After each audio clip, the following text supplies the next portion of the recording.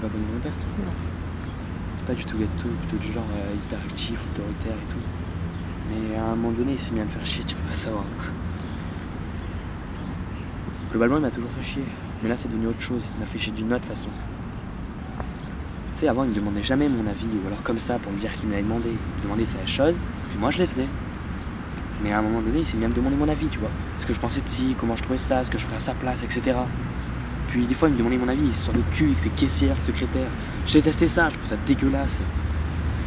Lui, il continuait comme si c'était devenu son pote, ça me rendait dingue. Ça me rendait dingue. Puis à un moment donné, j'ai compris ce qui se passait, tu vois. C'était plus mon père que j'en faisais. C'était un homme qui était devenu mon fils, que j'étais responsable de lui.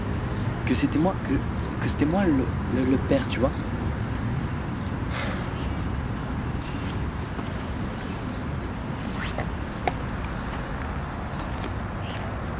En fait, c'est ça, tu vois.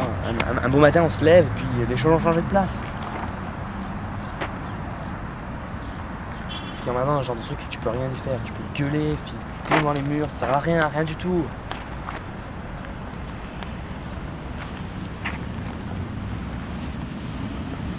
Ça veut juste dire que le temps a passé, que t'as pris un coup de vieux, et que ton père c'est d'être mortel. Tu crois en Dieu, toi? Non. Ben, c'est à ce moment-là qu'on commence à y croire quand on n'y croyait pas.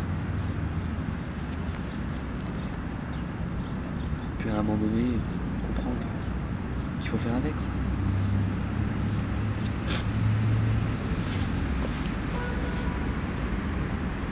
Mon père est tombé malade. Je me suis occupé de lui comme on s'occupe d'un enfant. Je le torchais, je lui essuyais la bouche, je lui faisais à manger.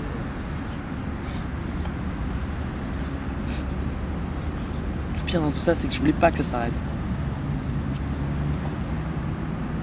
Puis l'année d'après, j'ai eu mon premier enfant. Voilà.